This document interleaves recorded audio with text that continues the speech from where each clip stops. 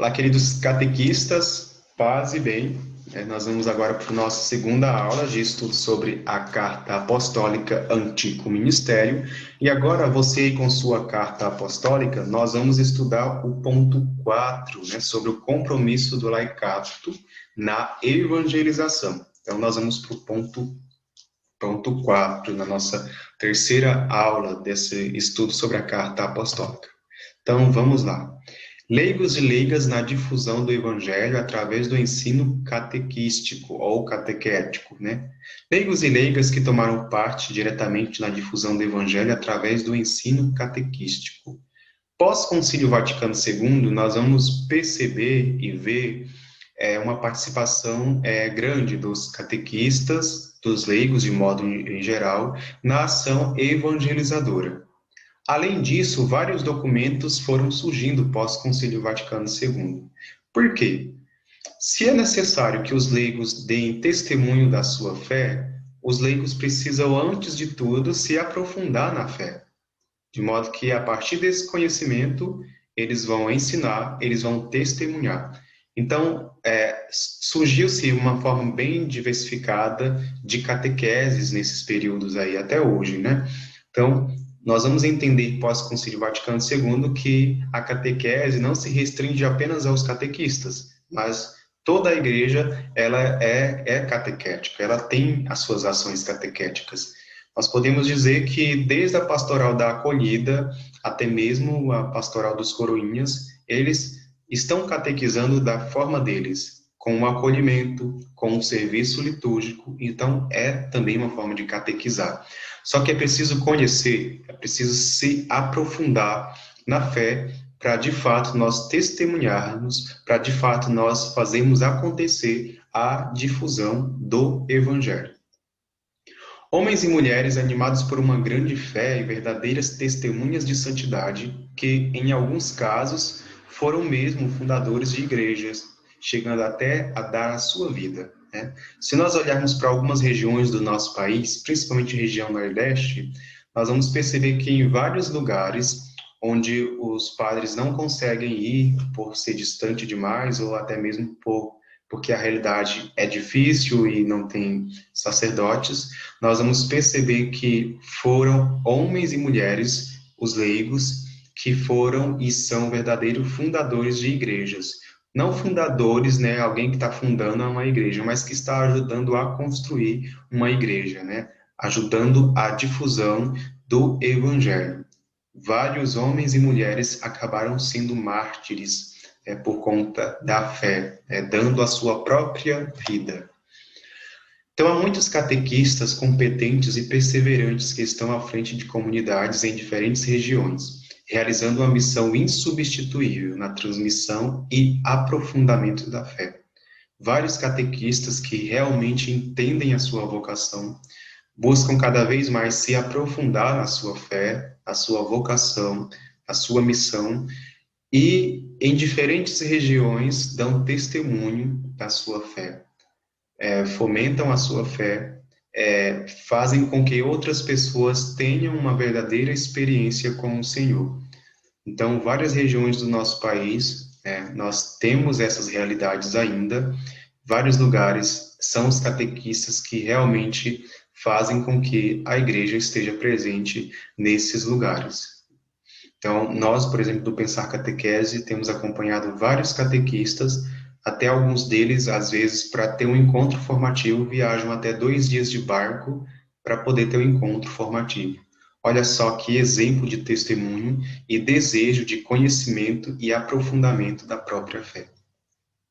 E aí nós vamos ver catequistas que são verdadeiros protagonistas do Evangelho.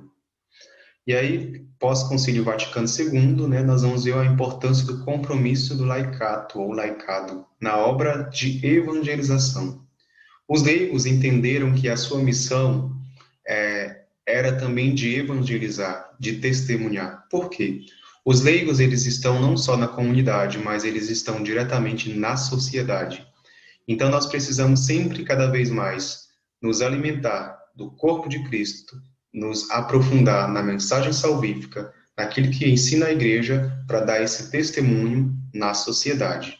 Então, Nós precisamos sempre ter como ponto de partida a igreja ou os sacramentos, ter essa experiência de fé para dar testemunho.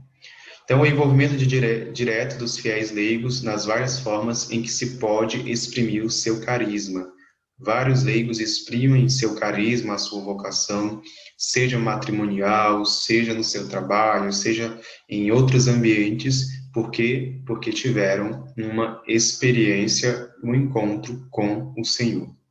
Então, os leigos também prestam com grandes trabalhos uma ajuda singular e absolutamente necessária à expansão da fé e da igreja. Mas para que isso aconteça, os leigos eles precisam se aprofundar na fé. Por isso que se nós pegarmos o novo Diretório para a Catequese e outros tantos documentos pós-Concílio Vaticano II, sempre fala que a formação do catequista, capítulo 4 do novo Diretório para a Catequese, é permanente. Os leigos, a formação, a catequese, né, dos catequizandos também, os catequizandos precisam de uma catequese permanente, também se fala no novo Diretório para a Catequese. A formação dos fiéis, de todos os leigos, também é permanente. A Lumen Gentium vai falar sobre isso, formação permanente. Por que formação permanente, Gessiandro? A gente sabe que o mundo está em constante transformação. A forma que as pessoas aprendiam algumas coisas, conteúdos, a forma que algumas pessoas se comunicavam há 10 anos atrás, há 15 anos atrás, já não é a mesma de hoje. As dificuldades, os empecilhos, as barreiras também que nós encontramos, elas são diferentes. E exige de nós um conhecimento e uma resposta ainda maior, um aprofundamento na fé, um conhecimento da própria igreja e maturação.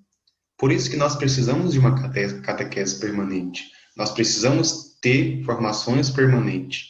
É para quê? Para cada vez mais nós buscarmos nos configurar a pessoa de Jesus Cristo. Nós precisamos fazer isso, nos configurar a pessoa de Jesus Cristo.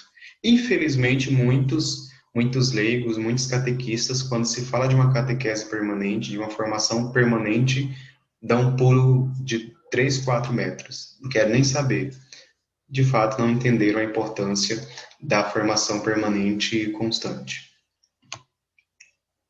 Hoje em dia, em razão da escassez de clero dos padres para evangelizar tão grandes multidões e exercer o ministério pastoral, o ofício dos catequistas tem muitíssima importância. Olha só, lá na Carta Apostólica ad Gentes, né, já vai falar sobre essa importância, né, da missão dos leigos para ajudar na difusão do Evangelho, da importância das pastorais para também contribuírem com a ação evangelizadora. Por quê?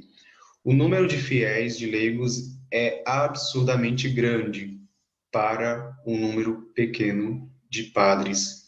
E aí é necessário que as pastorais entrem em atuação, é necessário também a importância da catequese. Por isso que é importante uma formação permanente, porque só conhecendo a nossa fé, só conhecendo a pessoa de Jesus Cristo, nós vamos amá-lo, nós vamos testemunhá-lo. Só conhecendo nós vamos ser capazes de dar uma resposta coerente àquelas interrogações, àquelas perguntas que nos são feitas. Então, nós precisamos nos aprofundar. O católico precisa se aprofundar na sua própria fé. Continuando. É preciso referir o interesse constante dos sumos pontífices, do sínodo dos bispos, das conferências episcopais e dos vários pastores que, no decorrer destas décadas, imprimiram uma notável renovação na catequese. Às vezes a gente fala assim, mas a igreja não tem se importado com a catequese, os bispos não têm se importado com as catequeses. Mas na verdade o que acontece é que os bispos, os pontífices, sejam o atual Papa Francisco, sejam os que já passaram, tiveram e têm esse cuidado de sempre buscar novos meios para corresponder à fé, para se aprofundar na fé. Só que, infelizmente, nós vivemos em uma época onde nós esperamos que as informações caem nos nossos pés, cheguem de bandejas até nós. e nós não vamos atrás, quando na verdade tem uma quantidade absurda de documentos que fala sobre tantos aspectos da nossa fé e das pastorais que a Igreja pós-Concílio Vaticano II, não só pós-Concílio Vaticano II, mas até antes, tem transmitido, tem publicado, só que nós não vamos atrás.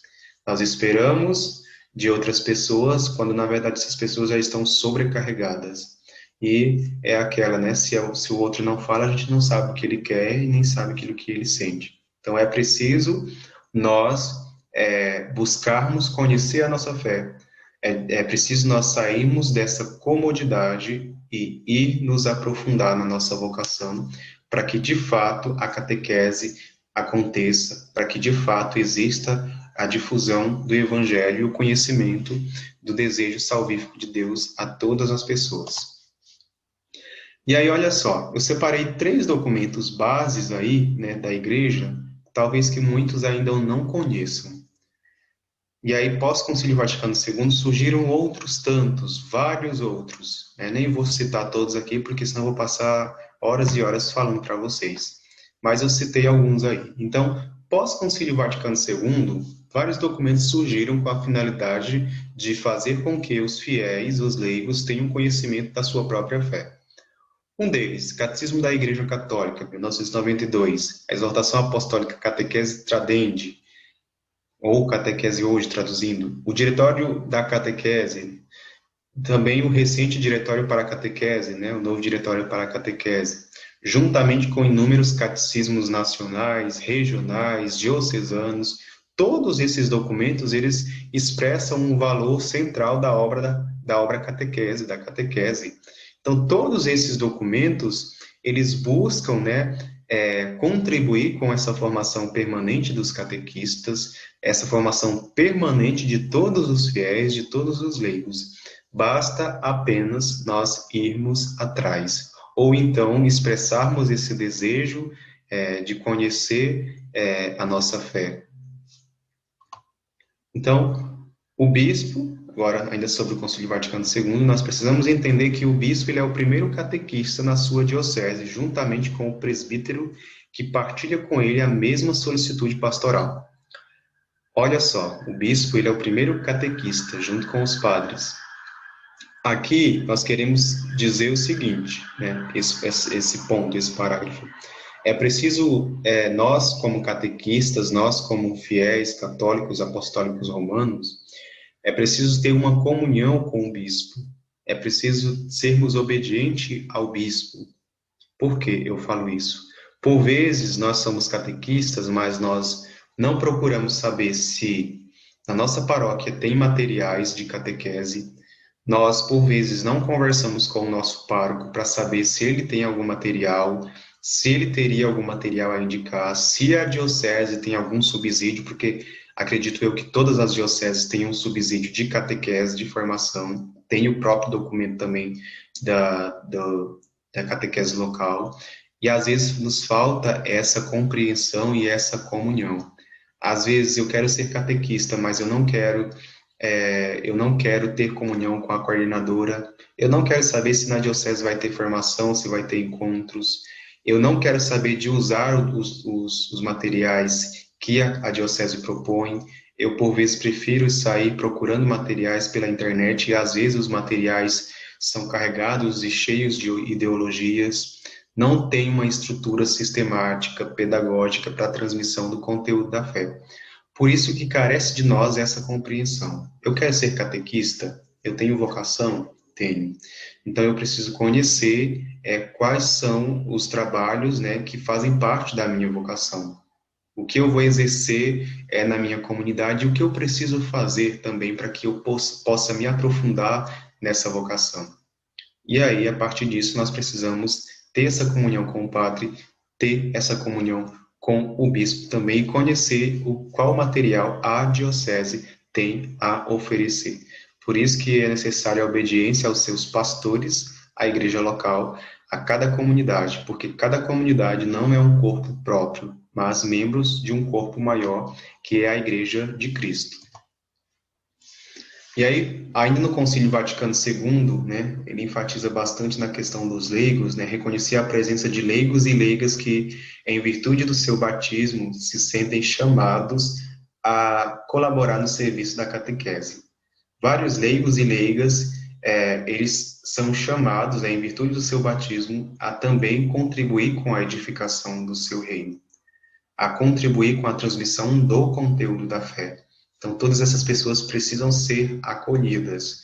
Costumo dizer que a igreja tem que ser coração de mãe. Sempre cabe mais um. E aí é preciso maturidade por parte de nós, acolher essas pessoas, preparar essas pessoas.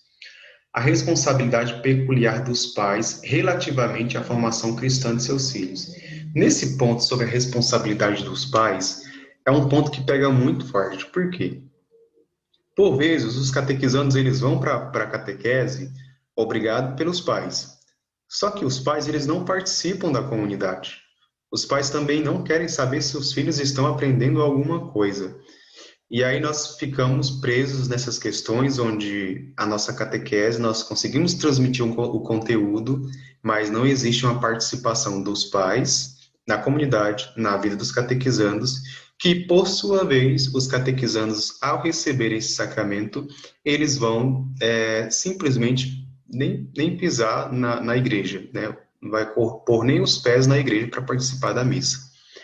E aí é preciso pensar hoje em uma catequese para esses pais, porque a catequese desses pais, quando eles receberam o sacramento, foi uma catequese sacramentária. Então, eles entenderam que era só necessário fazer a catequese e receber o sacramento, e tá tudo bem, tá tudo certo. Não entenderam muita coisa. E aí nós precisamos fazer uma catequese com esses pais. Falar da importância da fé, a importância da comunidade, a importância deles participarem na comunidade também, né?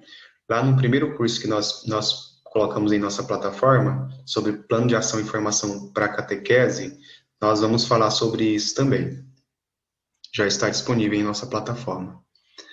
E aí nós vamos ter duas reflexões sobre esses aspectos. O primeiro delas é o seguinte: em tempos de pandemia, o que os pais têm feito para catequizar os seus filhos? Você que é catequista, que está aqui com a gente fazendo esse estudo, você sabe dizer o que os pais das crianças estão fazendo para catequizar os filhos? Será que esses pais eles estão ajudando, contribuindo com a catequese de seus filhos? Convidando seus filhos para rezarem, para assistir alguma pregação ou até mesmo uma missa online? Será que esses pais estão contribuindo? Essa é a primeira pergunta. A segunda pergunta está relacionada a nós, catequistas.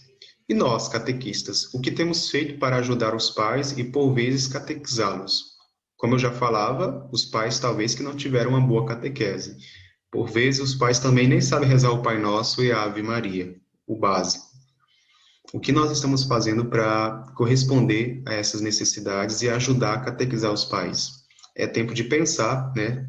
Por isso que é necessária essa união entre os catequistas, porque vocês juntos podem pensar em criar um livro de oração ou alguma outra catequese voltada para os pais, onde os pais podem rezar o terço junto com seus filhos, fazerem uma oração antes de almoçar, antes de jantar, antes de dormir. Então, são coisas básicas, mas que fazem total diferença na vida dos pais, na família. Agora nós vamos falar um pouquinho sobre o novo diretório para a catequese, né, que são documentos mais atuais. Concílio Vaticano II ele vai também sempre pensar nessas dimensões da formação do catequista e dos catequizandos. E eu aproveitei para falar um pouquinho do novo diretório para a catequese. O Diretório Nacional de Catequese, lá no capítulo 4, ele fala o seguinte: pede ao catequista amplo conhecimento da palavra de Deus. Você tem um conhecimento profundo da palavra de Deus ou só uma visão mais espiritual? Você tem um conhecimento também da igreja e tudo que possa interferir na maturação da fé, enfatizando em uma formação permanente, né? Você tem esse conhecimento da igreja? Então, tudo aquilo que possa impedir na transmissão do conteúdo da fé, né? Você tem uma profundidade? Você tem a consciência de que a formação do catequista é permanente?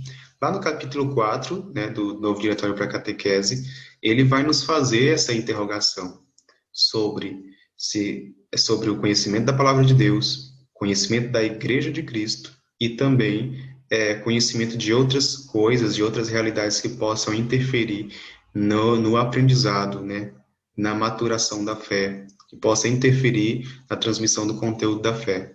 Outro ponto é uma formação permanente. Nós, catequistas, nós que temos realmente vocação, nós que somos vocacionados de Deus, nós precisamos entender que a formação do catequista é permanente. Só que nessa formação permanente, o nosso primeiro passo é o querigma, né? O querigma, ele é um passo essencial nesse itinerário formativo para uma boa catequese.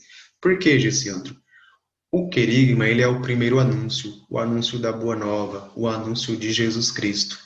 Eu que quero ser catequista, eu preciso cada vez mais buscar ser semelhante a Jesus Cristo. E aí nós vamos entender várias questões no que se refere ao querigma e essa aproximação, essa semelhança com o Senhor. Vamos lá. No querigma, o sujeito que age é o Senhor Jesus e que se manifesta no testemunho daqueles que anunciaram. Ou seja, quando eu me aprofundo no querigma, eu vou perceber que o meu testemunho, ele é uma evangelização. É como aquela música que diz, né? Abro mão do meu eu, de tudo que há em mim, já não vivo mais eu, mas Cristo vive em mim. Ou seja, quando Cristo vive em mim, quando eu deixo Cristo viver em mim, o meu testemunho mostra que quem age não sou eu, mas é o Senhor. Eu sou apenas um instrumento de Deus na catequese. Eu sou apenas um instrumento do Senhor Jesus na catequese. Essa é a finalidade do querigma, fazer com que nós possamos cada vez mais nos assemelhar à pessoa de Jesus Cristo. Continuando, a vida da testemunha que experimentou a salvação torna-se, portanto, o que toca e move o interlocutor. Capítulo 2, a identidade da catequese, número 58. Ou seja, hoje o que de fato evangeliza não é desprezando o conteúdo, jamais, mas é a questão do testemunho. É o meu testemunho que vai de fato mover e tocar o coração dos nossos catequizandos. Mas por que que esse testemunho ele vai tocar e mover os interlocutores? Porque eu estou me aprofundando, porque eu estou em uma formação permanente, eu estou cada vez mais buscando conhecer o Senhor Jesus Cristo. Aquele que é catequista, ele deve ser praticamente um outro Cristo na vida do ser humano. Ele precisa ser alguém humano. O catequista, ele precisa ser alguém humano que humaniza. É isso que o catequista precisa ser. Continuando, né? É nesse testemunho, é nesse amor pela sua vocação que você vai exprimir o amor salvífico de Deus. Então, lá no capítulo 2, número 59, né, do Novo Diretório para a Catequese, ele vai falar sobre esse testemunho e sobre esse ato de exprimir o amor salvífico de Deus, mostrar o amor salvífico de Deus. Então, para a gente refletir, né? Mais duas perguntas. Você conhece os documentos pós-concílio Vaticano II que tratam dos temas da catequese? Se você conhece, você vai responder sim e escreve aqui embaixo nos comentários os documentos que você conhece no sentido, você já estudou. Se você não conhece, você coloca também, olha, eu não conheço, tá bom? E aí você coloca só que não conhece. Outro ponto, a outra pergunta é se você segue obediente àquilo que a igreja instrui, seguindo as recomendações dos representantes da igreja local, bispos e padres. Você tem comunhão com a sua diocese? Você participa de formações na sua diocese? Você sabe, conhece os subsídios que a diocese apresenta? Responde aí embaixo também, se você conhece, se você não conhece, e se você tem encontro, você fala, olha, eu conheço, inclusive a gente usa um diretório X ou Y, olha, eu sigo obediente, eu busco estudar, né, nos encontros de catequese, para formação para os catequistas, coloca aqui também nos comentários, tá bom? Então a gente se vê na próxima aula, né? Deus abençoe, paz e bem e até mais.